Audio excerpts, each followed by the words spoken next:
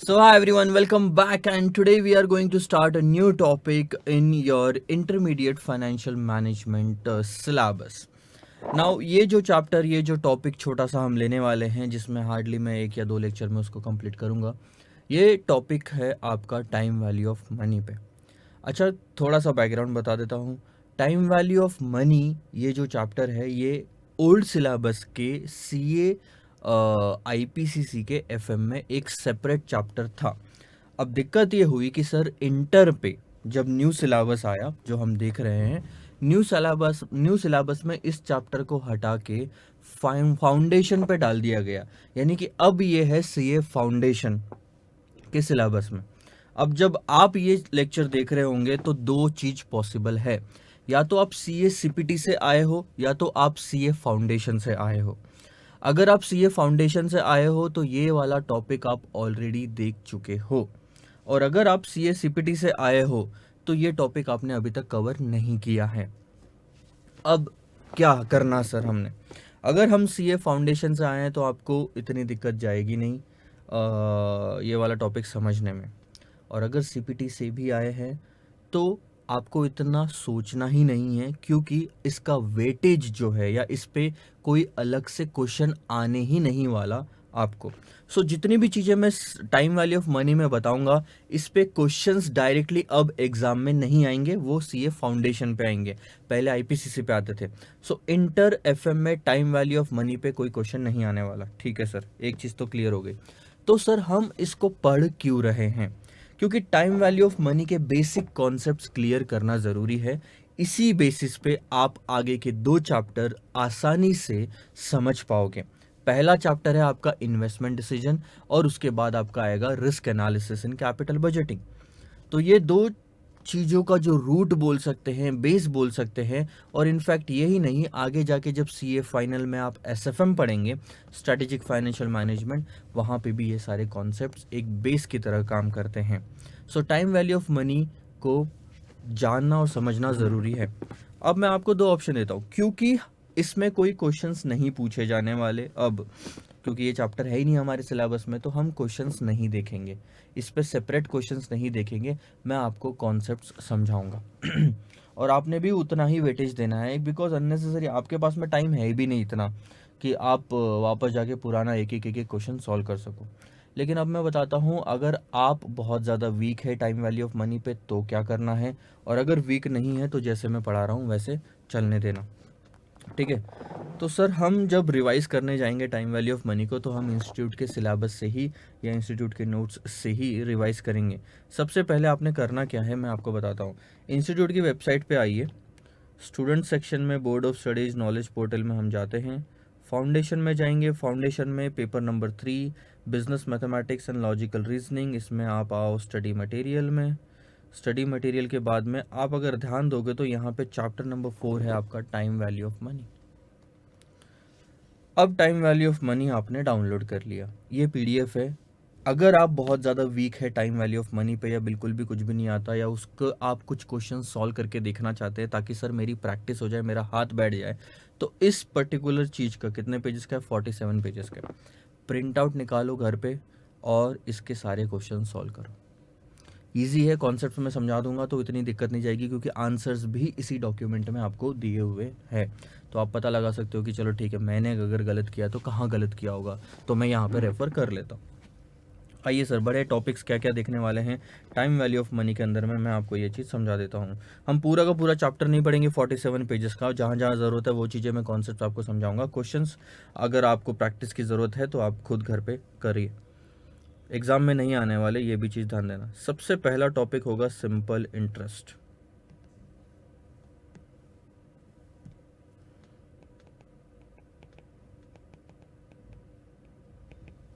उसके बाद हम टॉपिक लेंगे सर कंपाउंड इंटरेस्ट या कंपाउंड अमाउंट बोलो. उसके बाद टॉपिक आपका आएगा इफ़ेक्टिव रेट ऑफ इंटरेस्ट.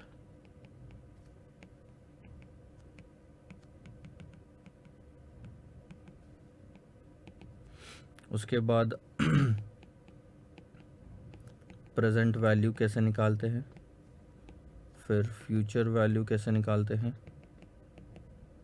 और उसके बाद एन्युटी कॉन्सेप्ट क्या होता है, और लास्ट में जगह नहीं बची मेरे पास, परपेचुटी कॉन्सेप्ट क्या होता है। तो कितनी चीज़ें देखने वाले हैं सर हम, 1 2 3 4 5 6 और 7 चीज़ें हैं जो आपने देखनी है। सिंपल इंटरेस्ट क्या होता है, कंपाउंड इंटरेस्ट क्या होता है, इफेक्टिव रेट ऑफ इंटरेस्ट क्या होता है, प्रेजेंट वैल्यू क्या है, फ्यूचर वैल्यू क्या है, एन्युटी क्या होता है और परपेचुटी क्या होता है। सो देखते हैं इसमें कितने लेक्चर्स लगते हैं। आई थिंक 3 या 4 लेक्चर्स में ये चीज़ ख़त्म हो जानी चाहिए। सबसे पहले टाइम वैल्यू ऑफ मनी का मतलब समझो। अच्छा, आपके सिलेबस में भी क्या क्या कवर्ड है मैं आपको यहाँ से बताता हूँ।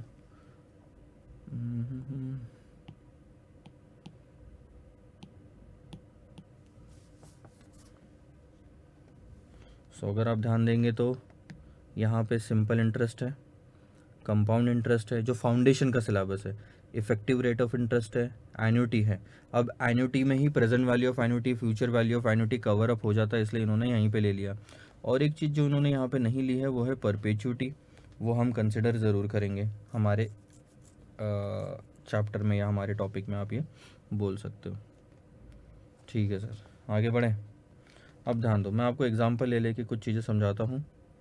सबसे पहले और बेसिक चीज़ आप समझ लो, आज मैं आपको 100 रुपये देने का वादा करता हूँ या मैं 100 रुपये देता हूँ आपको। अब आज आपको मैं 100 रुपये देता हूँ, ये आपके पास पहला ऑप्शन है। दूसरा ऑप्शन मैं देता हूँ कि आपको मैं यही 100 रुपये 1 साल बाद दूंगा।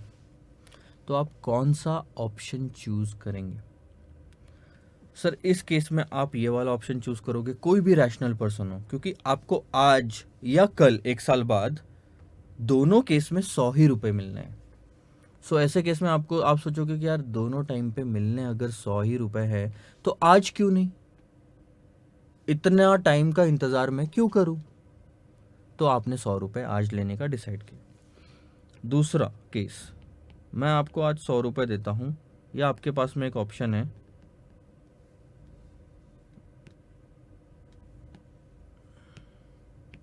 दूसरा केस, या आज 100 रुपये ले लो, या आपके पास में ऑप्शन है कि 1 साल बाद 200 रुपये ले लेना। अब यहाँ पे क्या होगा, कुछ लोग बोलेंगे सर आज 100 रुपये दे दो, मुझे आज ज़रूरत है चॉकलेट खाने। कुछ लोग बोलेंगे सर मैं 1 साल इंतज़ार कर लूँगा, मुझे 200 रुपये चाहिए। अब हमको तो सर एक चीज़ कंसिडर करनी पड़ेगी कि सारे लोग रैशनल है, यानी सबका माइंड एक ही तरह का जवाब देगा, और मुझे कुछ खरीदना नहीं है उससे। अगर मैं मेरे प्रॉफिट की बात करूं तो अब यहाँ पे रैशनल पर्सन जनरली ये बोलेगा कि सर 1 साल तक इंतज़ार करते हैं, 200 रुपये दे देना। क्यों? दोनों केस में मिलने तो है ही आपको, प्रॉफिट पैसा ज़्यादा कहाँ मिल रहा, 1 साल रुकने में मिल रहा। तो ऐसे केस में आप यहाँ पे पैसा लेना पसंद करोगे। इन सब चीज़ों से मेरा बोलने का मतलब क्या है? मेरा बोलने का मतलब बहुत ही सिंपल है कि आज का 100 रुपया और कल का 100 रुपया बराबर है क्या? नहीं है। आज 100 रुपये में हो सकता है आपका 1.5 लीटर पेट्रोल आ जाए, मैं मान के चलता हूँ, ठीक है। लेकिन 1 साल बाद रेट बढ़ जाएंगे तो शायद 1 ही लीटर पेट्रोल आ पाएगा। तो इस 100 रुपये की वैल्यू कब ज़्यादा है? आज ज़्यादा है, कल जाके ये महंगा हो जाएगा, इसकी वैल्यू गिर जाएगी। 1 लीटर पेट्रोल आज 80 रुपये में मिल जाएगा या 65 रुपये में मिल जाएगा, मान लो, चलो वही 1 लीटर पेट्रोल के लिए 100 रुपये देना पड़ेगा 1 साल बाद में, तो उस 100 रुपये की वैल्यू गिर गई। 100 रुपये में 1.5 लीटर आ जा सकता था, वही 100 रुपये में सिर्फ 1 लीटर आ पाता है, तो 100 रुपये में कम आया, यानी कि 100 रुपये की वैल्यू गिर गई। कब? 1 साल बाद। तो कंक्लूजन क्या है सर? इतनी सी चीज़ समझ लीजिए। दूसरा एग्जाम्पल मैं आपको और लेके बताता हूँ, उसके बाद मैं कंक्लूजन पे आता हूँ। सर मेरे पापा ने मुझे गिफ्ट देने का डिसाइड किया, पापा बोले आज 5,000 रुपये ले ले या 1 साल रुक जा, 1 साल बाद मैं तुमको 5,000 रुपये दे दूंगा। आप कब लोगे? आप आज लोगे, क्योंकि आज और कल जो मिलने वाला पैसा है वो सेम अमाउंट है, लेकिन वैल्यू आज ज़्यादा है। तो कंक्लूजन क्या है सर कि जो अमाउंट होती है उसकी आज की वैल्यू ज़्यादा होती है, धीरे धीरे उसी चीज़ की वैल्यू गिरती जाती है, क्योंकि हमारा परचेसिंग पावर गिरता जाता है। मतलब परचेसिंग पावर यानी कि जो चीज़ें महंगी होने लग जाती है तो उतने ही रुपए में बाद में जाके कम चीज़ आएगी। सो हम प्रिफर करते हैं अगर हमको सेम अमाउंट मिल रही है तो आज ही ले लो। This is called as time value of money. दूसरा नज़रिया क्या होता है इन्वेस्टमेंट में टाइम वैल्यू ऑफ मनी का देखने का, मैं आपको बताता हूँ। Let's say for an example कि मयंक कोठारी दिन का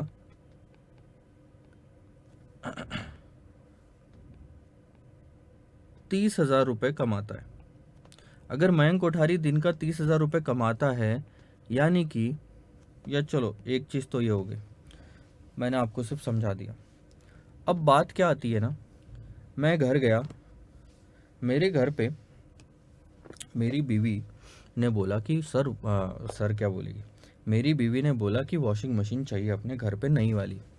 अब वॉशिंग मशीन चाहिए, मैंने कहा चलो अमेज़ॉन पे देख लेते हैं, अमेज़ॉन पे देख लेते हैं, और उस पर हमने ढूंढा तो पता चला कुछ 15,000 की आ रही थी। ठीक है, अब कहीं से तो उसको पता चला कि हमारे ही शहर में 10 किलोमीटर दूर एक शॉप है जहाँ पे वॉशिंग मशीन मिलती है।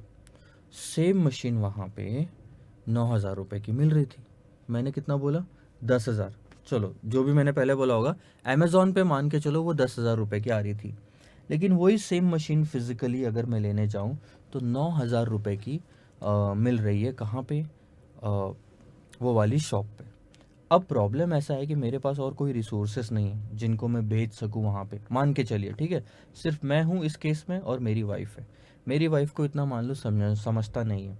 तो अब वो वॉशिंग मशीन क्योंकि 1,000 रुपये सस्ते में पड़ रही है, 1,000 रुपये सस्ते में पड़ रही है, वो वॉशिंग मशीन लेने मैं जाऊँगा कहाँ पे, 10 किलोमीटर दूर, जिसमें मेरा आने का, जाने का, वहाँ उनसे डील करने का जो समय है वो लगेगा 1 घंटा, मान के चलिए। समझ गई बात। तो ये 1 घंटा देके मैंने कितने पैसे बचाए? सर मैंने 1,000 रुपये बचा लिए। तो कोई भी रैशनल पर्सन डिसीजन कैसे लेगा?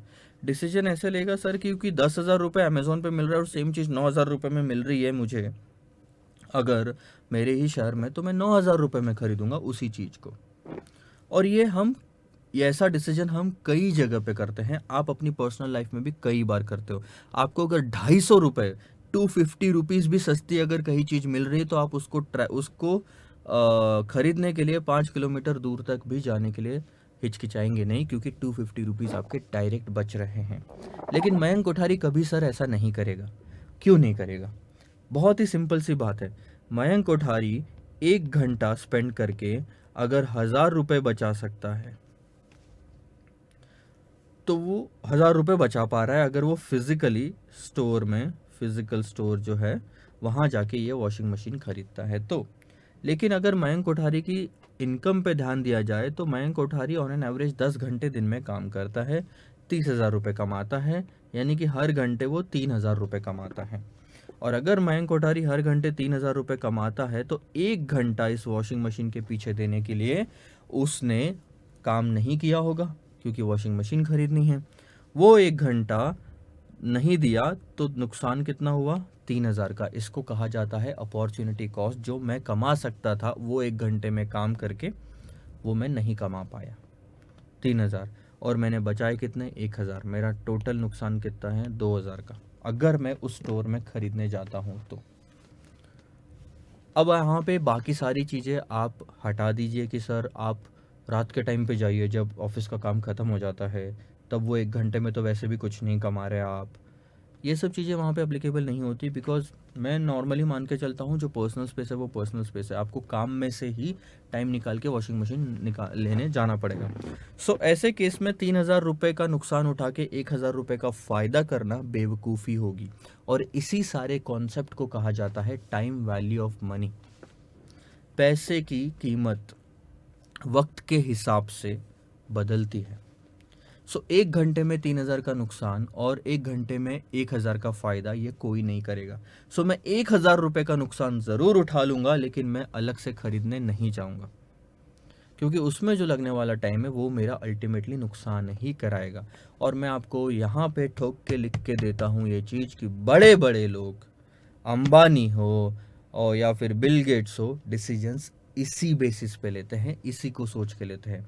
आपके साथ वो मीटिंग नहीं करेंगे आधे घंटे की, क्योंकि आपके लिए आधे घंटे में शायद आप 1000-2000 रुपये से ज़्यादा नहीं कमा सकते, 3000 रुपये से ज़्यादा नहीं कमा सकते, लेकिन वो बंदा जो आपको आधा घंटा दे रहा है, वो जो 30 मिनट्स आपको दे रहा है, उसके लिए आपको आधा घंटा देना, यानी कि 1 लाख, 2 लाख या हो सकता है 10 लाख रुपए तक का नुकसान। आप उसके पास 30 मिनट लेके जाइए और 30 मिनट में कहीं आप 2-3 करोड़ रुपए के उसके फायदे की बात करते हैं, तो वो आपको टाइम देगा। आप बोलो सर कि हमसे फीस ले लो आधे घंटे की 10,000 रुपये, नहीं लेगा वो, क्योंकि उसका नुकसान उससे ज़्यादा है। This is the entire concept of time value of money, this you should understand. ठीक है, मैं ये चीज़ें जो आपको बता रहा था अभी तक, ये प्रैक्टिकल चीज़ें थी, और ऐसे ही आपने लाइफ में डिसीजन लेना है। जब आप कुछ भी नहीं कमा रहे हो, मेरे पास भी एक ऐसा समय था जब मैं दिन भर में सिर्फ 500 रुपये कमाता था।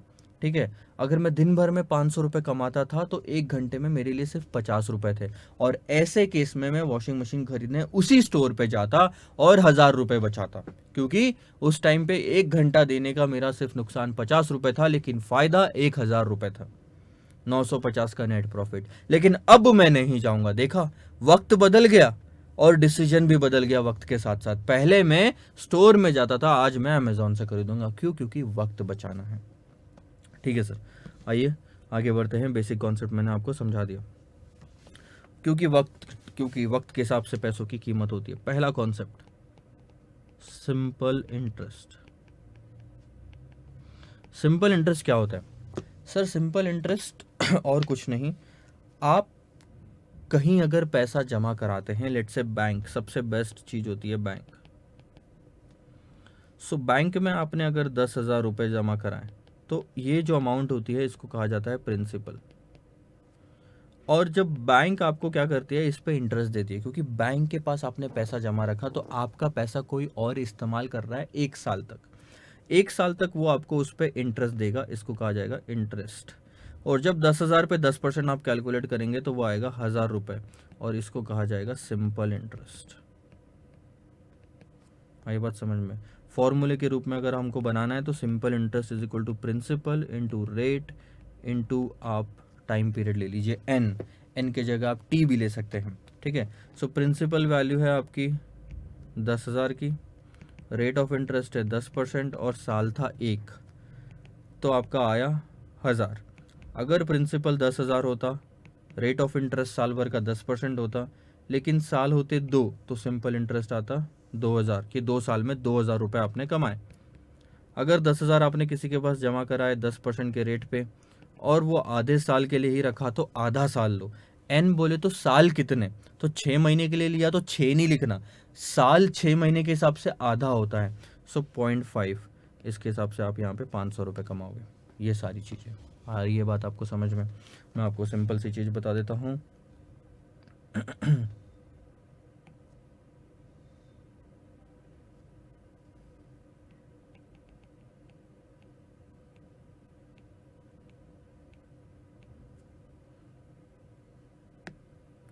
ध्यान देंगे यहाँ पे, ICICI bank fixed deposit rate. ध्यान दो, ये जो मैं आपको दिखा रहा हूँ ये है FD के रेट, सिंपल इंटरेस्ट। ठीक है, 1 साल से 389 डेज तक, अगर आप थर्ड वाला ऑप्शन देखेंगे, अगर आप पैसा रखते हैं बैंक के पास में, तो आपको इंटरेस्ट कितना मिलेगा सर? 6.90%। आप कितना भी पैसा रखो, ठीक है। तो ये बेसिक कैलकुलेशन है यहाँ पे। सीनियर सिटीजन के लिए अलग से इंटरेस्ट रेट है मार्केट में, और नॉर्मल हम लोगों के लिए अलग से इंटरेस्ट रेट है। तो ये पहला कॉन्सेप्ट हो गया जो हमने देखा, सिंपल इंटरेस्ट वाला कॉन्सेप्ट। आओ सर यहाँ पे भी मैं आपको दिखाता हूँ ये चीज़। जैसे ये रहा, यहाँ पे यही चीज़ लिखी है, इंटरेस्ट क्या होता है, प्रिंसिपल क्या होता है, रेट ऑफ इंटरेस्ट क्या होता है। आई थिंक इतना डिटेल में जाने की ज़रूरत नहीं है हमको। सो यहाँ पे उन्होंने फॉर्मूला क्या लिया है, PIT, P यानी कि प्रिंसिपल, I यानी कि इंटरेस्ट का रेट, और मैंने उसकी जगह क्या लिया था, R लिया था, रेट ऑफ इंटरेस्ट। सो एक चीज़ समझो कि कॉन्सेप्ट अगर ध्यान में रहा आपको, तो आपको फ़र्क नहीं पड़ता PIT लिखा हो या PRN लिखा हो। N के लिए मैंने नंबर ऑफ़ ईयर्स लिए थे, यहाँ पे T के लिए उन्होंने टाइम पीरियड लिया है। ठीक है, तो ये सारी चीज़ें हो गई। अच्छा, एक और फॉर्मूला उन्होंने दिया है, A is equal to P plus I. So A is equal to P plus I क्या है? ए यानी कि एक्यूमुलेटेड अमाउंट, एक्यूमुलेटेड वैल्यू बोल लो, एक्यूमुलेटेड अमाउंट बोल लो, यानी कि आज अगर आपने 100 रुपये दिया और यहाँ पे आपको 10% के हिसाब से 10 रुपये मिलेंगे उस पर, ठीक है। So this is principal, this is simple interest. तो ए कितना हो गया, यहाँ पे आपको वापस कितना मिलेंगे? अगर आपको पूरा पैसा वापस चाहिए तो 110 रुपये मिलेंगे। सो ए यानी क्या है? ए यानी कि और कुछ नहीं sir, principal plus simple interest, ठीक है। प्रिंसिपल प्लस सिंपल इंटरेस्ट का formula P into R into N ले लो। पी आर एन लिखता हूँ मैं, या पी आई टी लिख सकते हो, पी आई टी लिखो, पी आर एन, ठीक है। ये हो गया एक्यूमुलेटेड अमाउंट की टोटल आपको आखिरी में मिलेगा कितना पैसा। सिंपल इंटरेस्ट समझ में आ रहा है क्या आपको? आधे साल का है, आधे साल का रेट लो। 3 महीने का है, 3 महीने का रेट लो। अगर आपको 2 दिन का इंटरेस्ट निकालना है तो कैसे निकालोगे सर? ध्यान दो, 2 दिन का भी मिलता है इंटरेस्ट। 1 लाख रुपए का इन्वेस्टमेंट है, 10% साल भर का रेट है, 2 दिन का इंटरेस्ट रेट निकालना है सर, सिंपल इंटरेस्ट निकालना है। फॉर्मूला क्या है? पी आर एन, प्रिंसिपल कितना? 1 लाख, रेट ऑफ इंटरेस्ट कितना? 10%। लेकिन सिर्फ इतना करोगे तो ये आएगा आपका साल भर का इंटरेस्ट रेट। तो आपको ये चीज़ तो पता है कि ये साल भर का है, तो डिवाइडेड बाय 365। कितने दिन का निकालना है सर? 2 दिन का निकालना है। So 2 divided by 365 will be the N, year in decimal. 2 days in year कितना होता है? 2/365। अब ये कैलकुलेशन कर लो, आपका आंसर आ जाएगा। बहुत कम आएगा इसमें, 1 lakh into 10% divided by 365 into 2। सो ये तकरीबन आता है 55 रुपये। इतना आपको इंटरेस्ट मिलेगा 2 दिन का, अगर आपको इंटरेस्ट कैलकुलेट करना है। अब ऐसे आप कितने भी साल का या टाइम का इंटरेस्ट कैलकुलेट कर सकते हैं। So this is what the entire concept of simple interest. I hope you understood it. कुछ पढ़ भी लेते हैं इसके बारे में और फिर हम आगे बढ़ते हैं।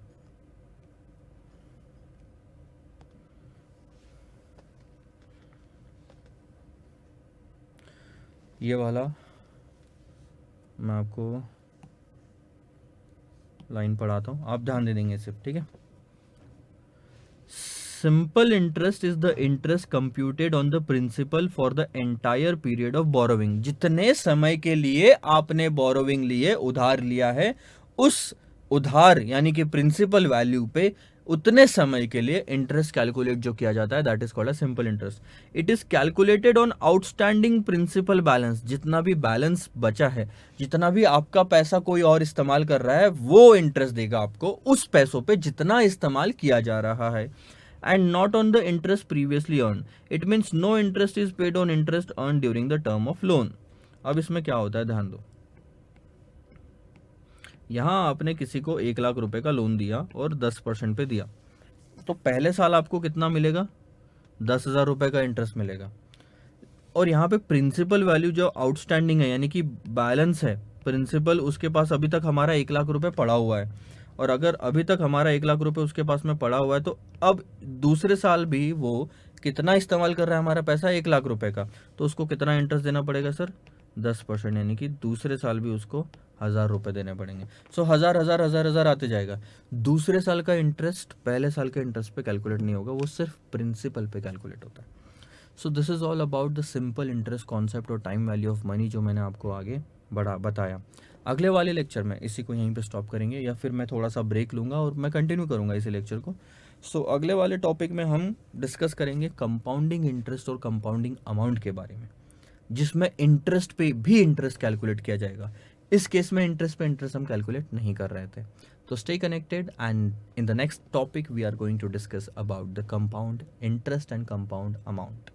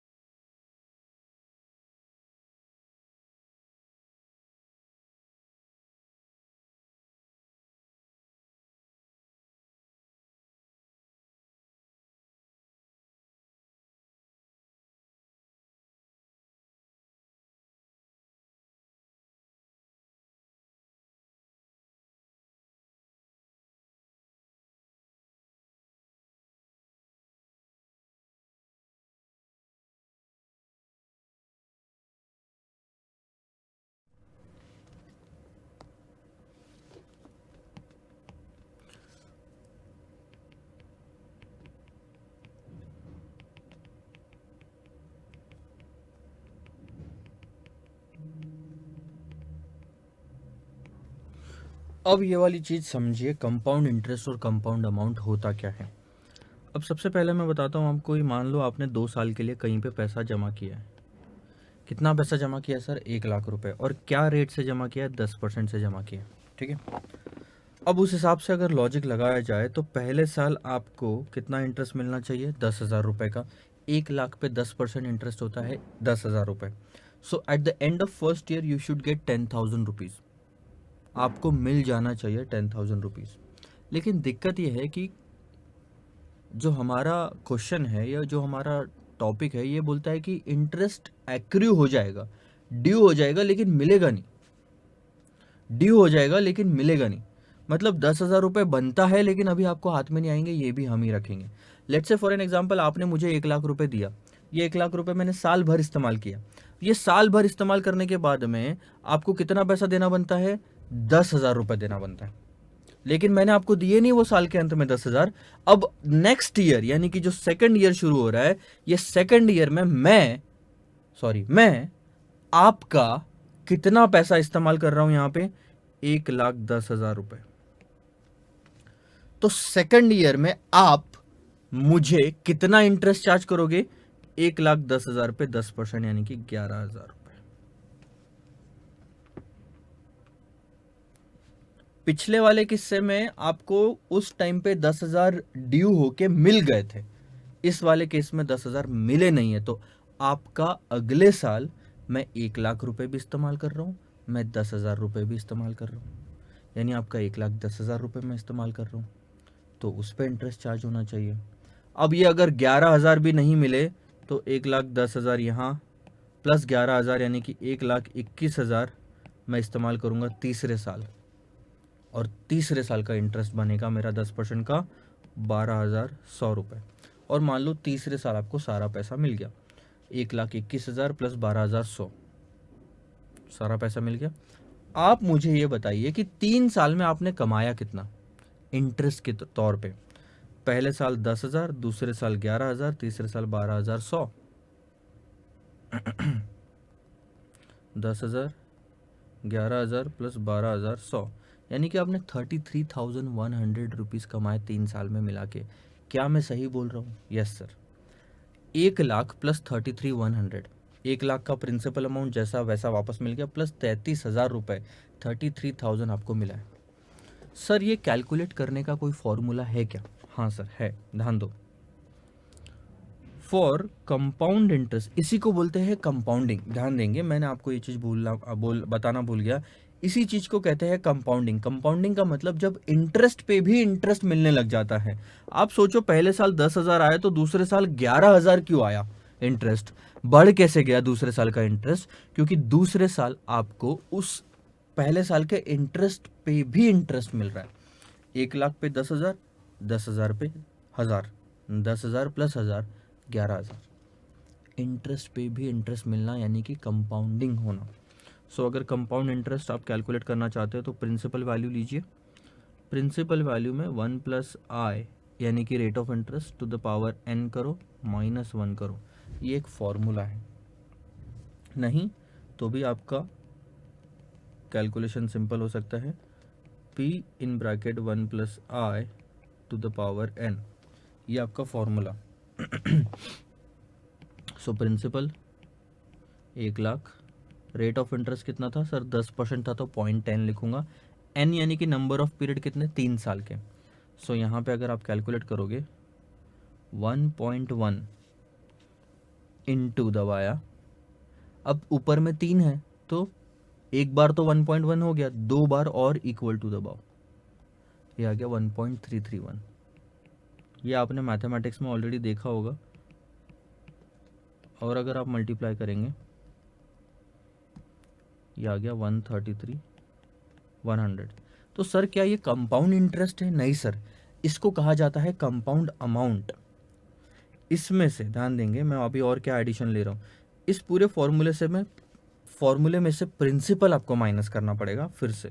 सो प्रिंसिपल जब आप माइनस करोगे 1 लाख का तो आपको मिलेगा 33,100 रुपये। This is your compound interest. आई बात समझ में? यही मैं बोल रहा था, 10,000, 11,000 और 12,100 का total. This is called as compounding, interest पे भी इंटरेस्ट मिलना। सो दो फॉर्मूले आपको लिख के रखना है यहाँ पे। अगर कोई कंपाउंड अमाउंट का फॉर्मूला पूछता है तो बहुत ही simple, p in bracket 1 plus I to the power n, where i is the rate of interest, n is the number of period. Concept समझो, क्योंकि कहीं और अगर फॉर्मूला देखोगे तो शायद वेरिएबल्स और मिलेंगे, i की जगह r हो सकता है, n की जगह t हो सकता है। और अगर कंपाउंड इंटरेस्ट कैलकुलेट करना है तो p i sorry 1 plus I to the power n minus p, simple. तो ये है आपके दो फॉर्मूले जो आपने इस लेक्चर में पढ़ने हैं। आई बात समझ में? अब सर बात ये आती है कि अगर हाफ ईयरली कंपाउंडिंग है तो, हाफ ईयरली कंपाउंडिंग है तो, अच्छा ये n जो है ना, इसको हम बोलेंगे number of compounding, not years, ठीक है। सो समझो बात को, आपने यहाँ पे 1,00,000 रुपए 10% पर एनम के रेट से इन्वेस्टमेंट किया, लेकिन कंपाउंडिंग हाफ ईयरली है, यानी कि 6 महीने बाद आपको पैसा देना बनता है, देंगे नहीं, कंपाउंडिंग होगी सिर्फ। सो 6 महीने का 5% होता है और 6 महीने का 5% होता है। 1,00,000 का 5% बनता है यहाँ पे देना कितना, 500 रुपये। तो 6 महीने के अंत में 1,05,000 देना बनता है। अब अगले 6 महीने में 1,05,000 पे इंटरेस्ट कैलकुलेट होगा। तो ऐसे केस में आपका कंपाउंड अमाउंट जो है, यानी कि आखिरी में मिलने वाला जो पैसा है, वो कैसे कैलकुलेट करोगे, p in bracket 1 plus I to the power n। p कितना लोगे, 1,00,000। i क्या है sir, rate of interest. Half yearly compounding है तो हाफ ईयरली रेट लो, 3 महीने का कंपाउंडिंग होता 3 महीने का रेट लेते हैं। अब आप ये बताओ साल भर में कितनी कंपाउंडिंग हो रही है, that is nothing but n। आप ये आपने जो ये n लिखा है ना, number of compounding in, sir ठीक है, नंबर ऑफ कंपाउंडिंग ले सकते हो। तो टोटल कितनी कंपाउंडिंग हो रही है, पहले 1 हो रही है, फिर 2 हो रही है, 2 कंपाउंडिंग हो रही है अपनी, अपन लिखेंगे 2, ठीक है। सो 1,00,000 1.05 टू द पावर 2, 1.05 इंटू दबाया तो एक बार हो गया ऑलरेडी, इक्वल टू दबाओगे तो 1.1025।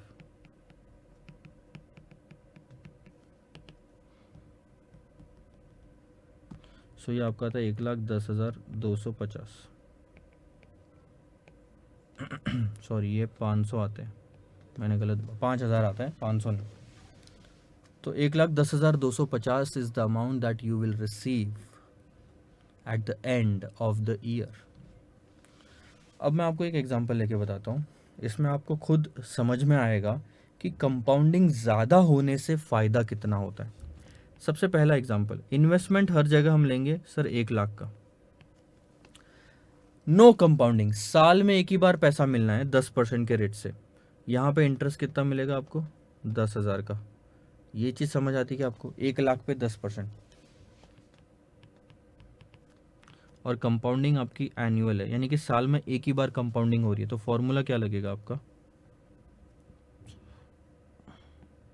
1,00,000 formula p in bracket 1 plus I to the power n, सही बोल रहा हूँ।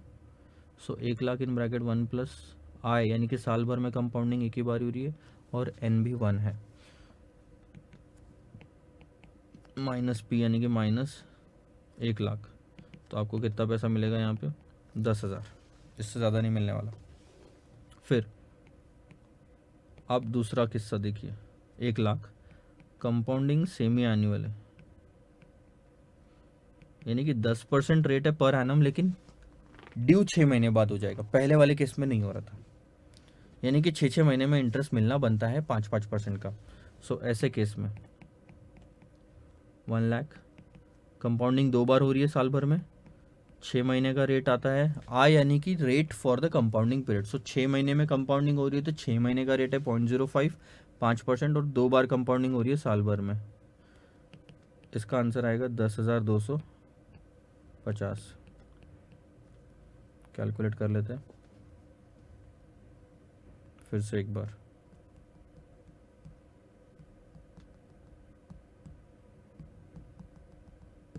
दस 250। तो आपको एक चीज़ समझ में आई क्या, अभी भी एक ही साल के लिए इन्वेस्टमेंट है, पहले भी एक ही साल के लिए इन्वेस्टमेंट था, लेकिन अभी कंपाउंडिंग ज़्यादा होने की वजह से हमको इंटरेस्ट ज़्यादा मिला, 250 रुपये का, 250 का। तीसरा किस्सा सेम चीज़, 10%, 1 लाख। कंपाउंडिंग क्वार्टरली है, क्वार्टरली कंपाउंडिंग है, यानी कि हर 3 महीने में ड्यू हो जा रहा, कंपाउंडिंग हो रही है, पैसा मिल नहीं रहा है, कंपाउंडिंग हो रही है, यानी कि जमा होते जा रहा है। यानी कि अब हमारे कंपाउंडिंग पीरियड कितने महीने के हैं? 3 महीने का। और कंपाउंडिंग टोटल पीरियड कितने हैं साल भर में? ऐसे 4 पीरियड होते हैं। 12 महीने में 3 महीने के कितने पीरियड होते हैं? 4। तो आप कैसे कैलकुलेशन करोगे? 1 लाख 1 प्लस 0.025। अब ये सर 0.025 यानी कि 2.5%, ध्यान देंगे। 10% आपका था साल का, 4 बार कंपाउंडिंग हो रही है तो डिवाइडेड बाय 4, और डेसिमल में निकालना है तो डिवाइडेड बाय 100, तो कितना आता है? 0.025। और कंपाउंडिंग कितनी? 4 बार हो रही है, प्रिंसिपल वैल्यू वापस माइनस कर देंगे। सो 1.025 इंटू 4 बार कंपाउंडिंग हो रही है, इक्वल टू कितनी बार दबाओगे? 3 बार दबाओगे। क्यों? क्योंकि ऑलरेडी एक बार 1.025 आप ले चुके हो, तो बैलेंस कितना? 3 बचा, 1 2 3। सो ये 4 पीरियड का कंपाउंडिंग रेट है।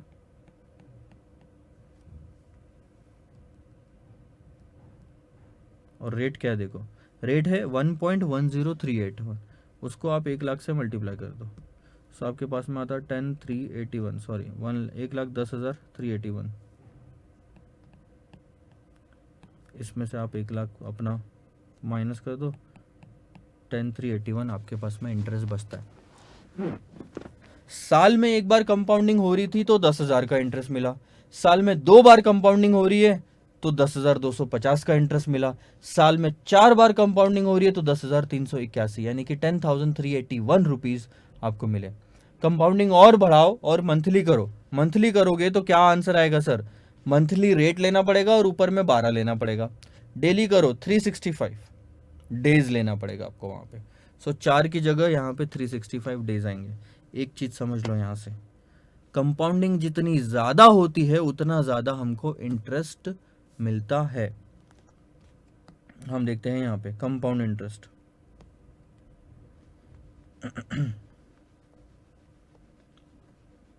यहाँ ध्यान दो, कन्वर्जन पीरियड, यहाँ उन्होंने कंपाउंडिंग पीरियड को कहा है कन्वर्जन पीरियड, तो ये एक चीज़ नोट कर लेना ताकि आपको कोई कंफ्यूजन ना हो। दिस इज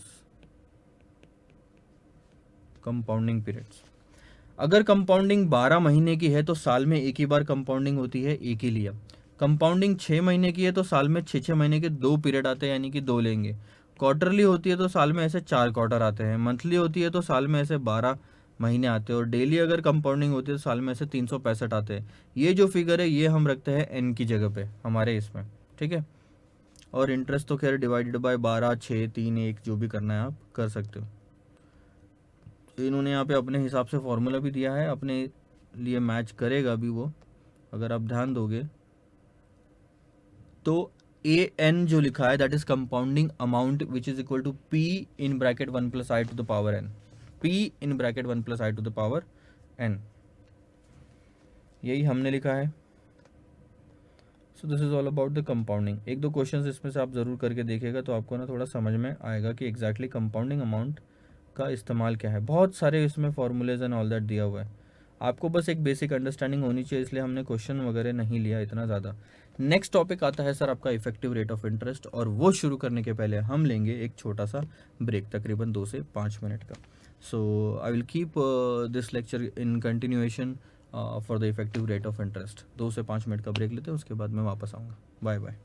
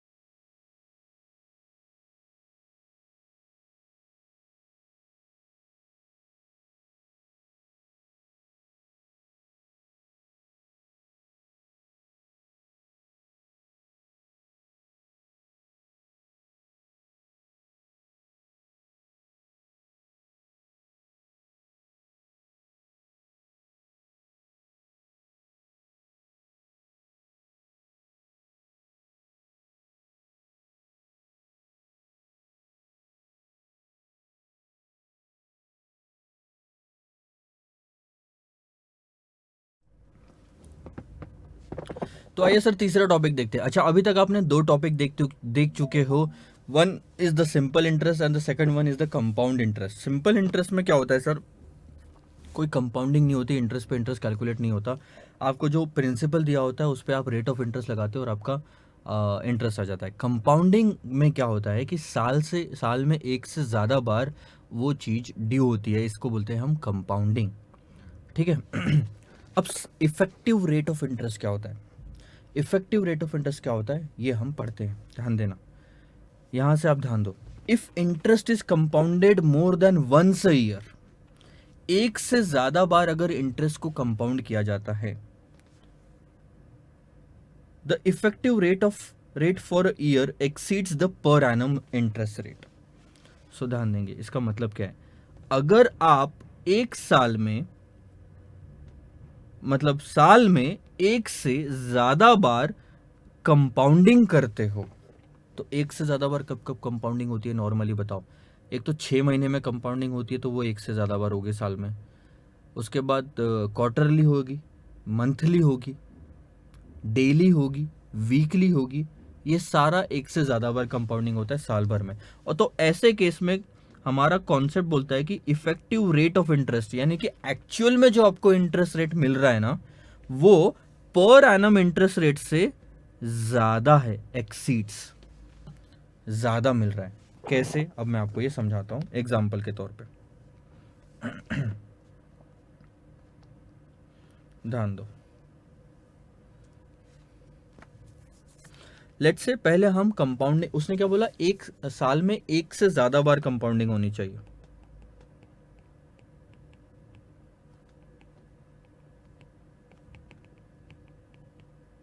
यह है इफेक्टिव रेट ऑफ इंटरेस्ट। ठीक है। अब मैं पहले लेता हूं कि साल में अगर एक ही बार कंपाउंडिंग किया तो क्या होगा। 1 लाख रुपए आप यहां पे इन्वेस्ट करोगे, ये साल खत्म हुआ, यहां आपको कितना मिलेगा? 1,10,000 मिलेगा 10% के रेट से साल भर में, जिसमें से आप 1 लाख माइनस कर दोगे प्रिंसिपल वैल्यू, तो आपके पास इंटरेस्ट कितना? 10%। ठीक है। तो मैं अगली बार से 10 डायरेक्ट इंटरेस्ट की वैल्यू लूँगा। ठीक है, इतना लंबा नहीं खींचेंगे उसको। सो 10% के हिसाब से 10,000 रुपये आपने कमाए।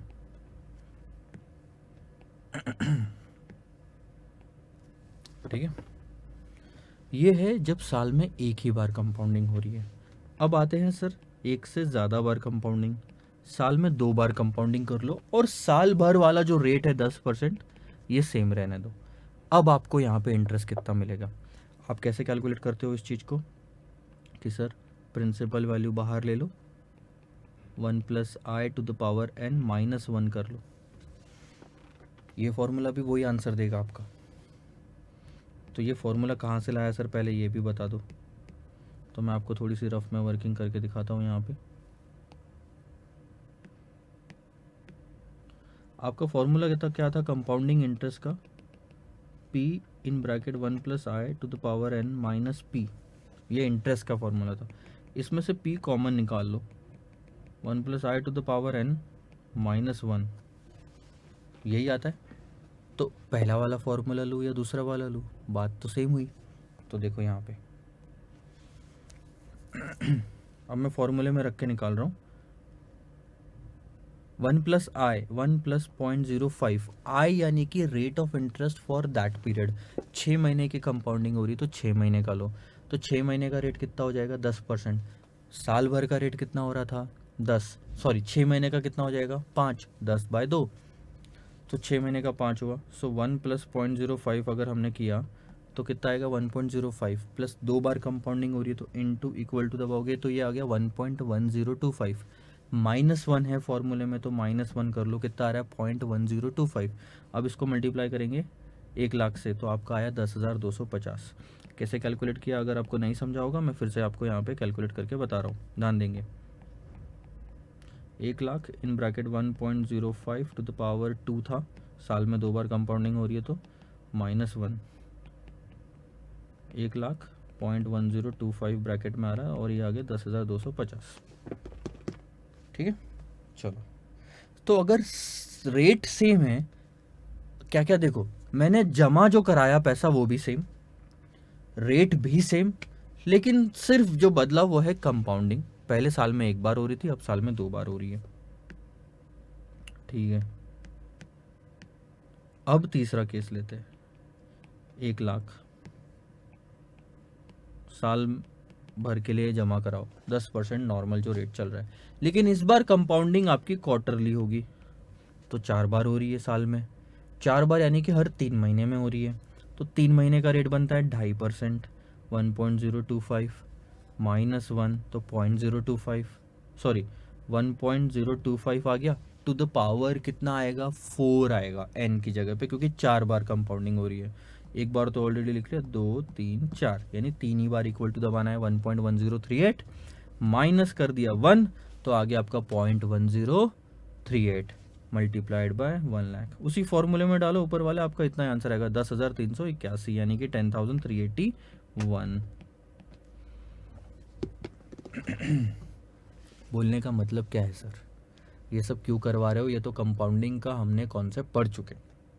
ध्यान दो, पहले वाले केस में आपने साल भर में कितना कमाया, 10%, लेकिन दूसरे वाले केस में क्या आप यही बोलोगे कि साल भर में सिर्फ 10% कमाया? माना सर एनुअल रेट 10% था, क्योंकि कंपाउंडिंग 2 बार हो रही थी, कंपाउंडिंग 2 बार हो रही थी, तो इफेक्टिवली आपने साल भर में 10,250 डिवाइडेड बाय 1 लाख करके देखो, 10.25% कमाया।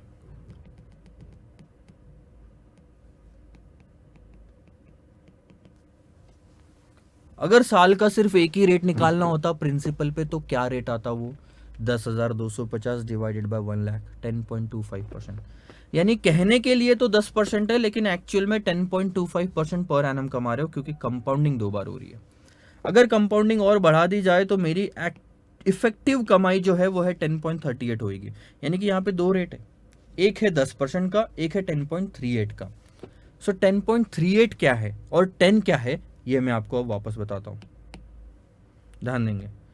इसने बोला था कि अगर इंटरेस्ट कंपाउंड किया जाता है साल में 1 से ज्यादा बार, more than once a year, तो जो इफेक्टिव रेट ऑफ इंटरेस्ट होगा 10.38% फॉर अ ईयर, यानी कि साल भर के लिए जो आप एक्चुअल में कमाओगे, एक्चुअल वर्ड पे ध्यान देना, रियल में जो कमाओगे वो ज्यादा होगा जो आपको रेट कोट किया गया था 10% का।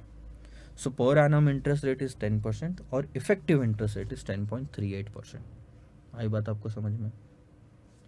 एक एंगल से मैं ये भी बोल सकता हूं कि सेमी एनुअल कंपाउंडिंग नहीं होती और फिर भी 10,250 कमाते, 10 to 50 अगर कमाते, तो रेट क्या होता, 10.25%। क्वार्टरली कंपाउंडिंग नहीं होती फिर भी 10,381 कमाते, तो रेट क्या होता, 10.38%। तो इसी रेट को बोलते हैं effective rate of interest. Effectively यानी कि रियल में कितना कमा रहे हो, दिया हुआ 10% है, लेकिन कंपाउंडिंग बदलते जा रही है। सो दिख 10% रहा है हर जगह, लेकिन कमाई तो बदल गई ना सर। कहीं 10,000 कमा रहे हो, कहीं 10,250 कमा रहे हो, कहीं 10,381 कमा रहे हो। आई बात समझ में? This is called as effective rate of interest, कि जो रेट दिया हुआ है उसका इफेक्टिव निकालना। निकाल वापस रेट ऑफ इंटरेस्ट ही रहे हो, लेकिन इफेक्टिवली कितना कमा रहे हो, रियल में कितना कमा रहे हो, साल भर का कितना कमा रहे हो। ठीक है, so effective rate of interest का सर ये सारे कैलकुलेशन करने के मतलब क्या है, मतलब प्रिंसिपल अमाउंट नहीं दी हो तो भी हमको चलता। क्वेश्चन अगर सिर्फ इतना रहता ना, 10% annual compounding, 10% semi annual, 10% quarterly, 10% weekly, 10% daily, तो भी आप आंसर निकाल सकते हो। और इसके लिए दिया गया एक formula, effective rate of interest का formula 1 + i to the power n - 1। और ये फॉर्मूला आप ऑलरेडी देख चुके हो, 1 + i to the power n। सो पहले वाले केस में लो, सेमी एनुअल है, 1 + 0.05 आधे साल का rate to the power 2 n -1 करोगे ये आएगा आपका 10.25%। यहाँ लो 1.025 लेना पड़ेगा क्योंकि क्वार्टरली है और साल में 4 क्वार्टर होते हैं, -1 10.38%। देखो आंसर मैच करेगा, आपका मैच करना ही पड़ेगा। और ये जो फॉर्मूला है ये आप ऑलरेडी कहीं देख चुके हो क्या sir, 1 + i to the power n -1। ध्यान देना, ये ध्यान में आ रहा है आपको, इतना portion 1 + i to the power n -1, यही इफेक्टिव रेट ऑफ इंटरेस्ट का आपका फॉर्मूला है। सो अलग से कुछ पढ़ने की ज़रूरत नहीं। और 1 + i to the power n -1 कैसे आया ये भी मैंने आपको बताया। उसके ऊपर वाली लाइन देखो, compound interest is equal to principal in bracket 1 + i to the power n minus principal. तो p बाहर निकाल लिया आपने, मैथमेटिक्स में पढ़ा हो, तो 1 + i to the power n -1 ही बचा। ठीक है, तो ये चीज़ आपको समझ में आई। ये है हमारा compound interest. I hope you are well aware with this concept now. इसमें कुछ और बताने के लिए है तो मैं बताता हूँ आपको।